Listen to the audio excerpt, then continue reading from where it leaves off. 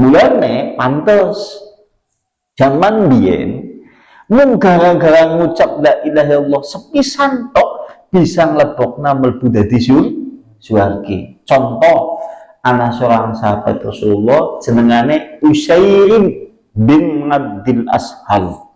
Salah seorang sahabat Nabi sing piyambake ki pernah salat. Zaman biyen ana sahabat Nabi mlebu surga ning ora tau salat. Belum pernah keningnya untuk menyentuh tempat sujud. Dheweke ki mlebu surga ning keningnya tidak pernah kemudian menyentuh tempat sujud. Sampai pernah menyentuh tempat sujud wis bola-balik kudune mlebu surga. Oh iya. Biyen ana sahabat Nabi jenengane Usairim bin Abdul Ashal. Dia kemudian penduduk surga tapi belum pernah sholat. Ceritanya dia datang di hadapan Rasulullah dengan kesadaran dan keimanan. Kemudian dia mengucapkan kalimat asyhadu alla ilaha illallah, dan dia tahu betul begitu dia mengucapkan kalimat itu maka ia harus menghilangkan semua apa saja yang memalingkan dari agama yang dibawa oleh Rasulullah, sehingga semua apa saja keyakinan sebelumnya ditinggal. Semua adat istiadat yang tidak sesuai kemudian ditinggal. Semua kira-kira yang tidak sesuai dengan keyakinan Islam dia tinggalkan. Sampai kemudian dia betul-betul mengucapkan kalimat itu dengan tulus. La asyhadu alla ilaha illallah wa asyhadu anna Muhammad Rasulullah. Pertanda dia masuk Islam.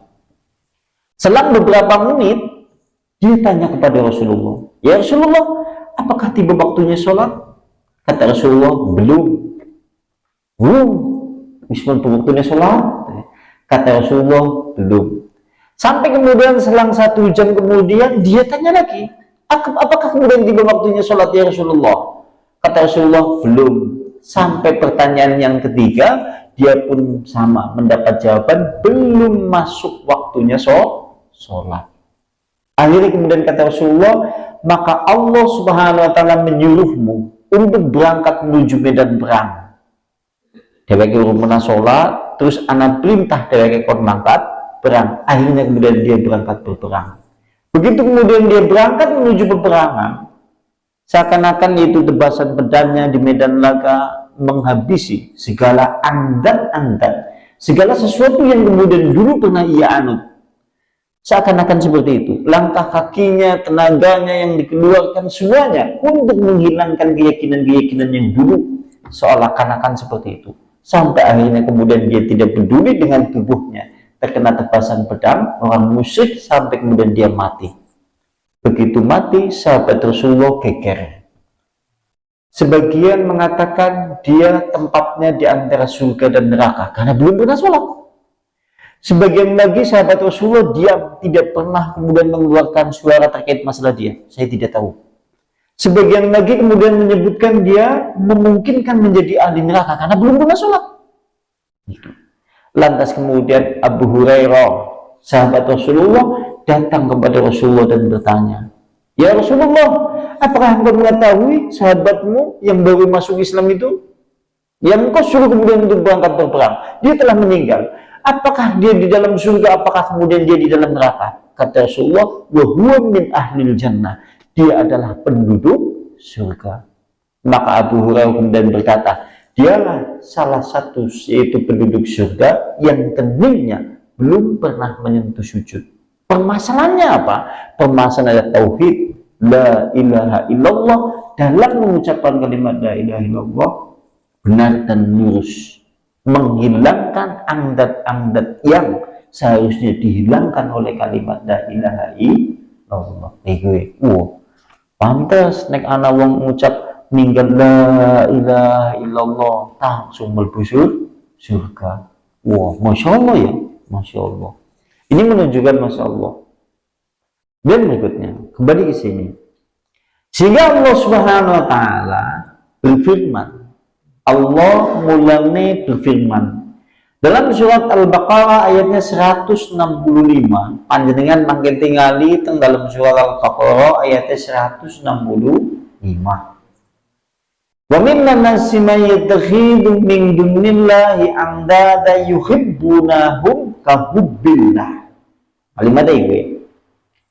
Dan ada sebagian manusia Dan ada sebagian manusia yang mengambil selain Allah, yaitu andada. Kalimat ini panjenengan tinggi kimawon teng dalam Al-Qur'an surat Al-Baqarah 165. Kono panjenengan nemoni kalimat andada, alif nun dal kemudian alif dal melih, andad diwaca teng kulo panjenengan setuju. Maka ada sebagian manusia yang mengambil selain Allah sebagai andad. Andad mau diomong apa saja yang memalingkan dari agama Islam, mulai dari keluarga, rumah, bisnis, atau mungkin harta benda, atau mungkin yang lainnya, yang semuanya itu notabene memalingkan manusia dari agama Islam. Dan ada manusia yang mengambil andad-andad itu, mencintai andad-andad itu seperti mencintai Allah. Mencintai tandingan-tandingan Allah itu seperti mencintai Allah. Nek nang terjemahan dia tinggal tandingan-tandingan. Nek nang terjemahan. Nah, kalimatnya nang kene itu mau terus mengatakan. Mereka mengambil selain Allah sebagai andad. Mereka mencintai andad itu seperti mencintai Allah. Misal contoh iki. Ki si diomong sirik ya. Ana wong dalam TV sejam. Sampai sholatnya sejam, berarti senangnya sampai meng TV kan bimang Allah pada nek isi seperti ini, isi sirik itu maksudnya, paham betul? Karena kalimatnya ini kan ngomong ada sebagian manusia yang mengambil selain Allah sebagai andad. Mereka mencintai andad itu seperti mencintai Allah, kan pada berarti sampean dalam TV, murni dalam TV ya, tanpa ada tujuan sing liyane, kecuali nang TV nang kono pengajian maca Al-Qur'an berbeda.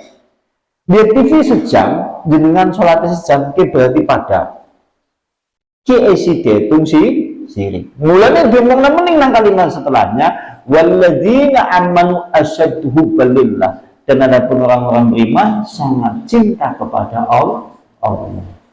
Angel kan? Angel waduh. Ya, mudah-mudahan kita semuanya menjadi hamba Allah yang memang betul-betul kalimat la ilaha illallah tatkala terucap itu menjadi betul-betul kunci surga. Sing penting siji ning dadi kunci, aja ngasih akeh ucapan la ilaha illallah ning dadi kunci. Ya mungkin dadi kunci, ning kuncine ora ana gigine. Karena apa? Karena orang netepi syarat-syarat la ilaha illallah. Itu maksudnya.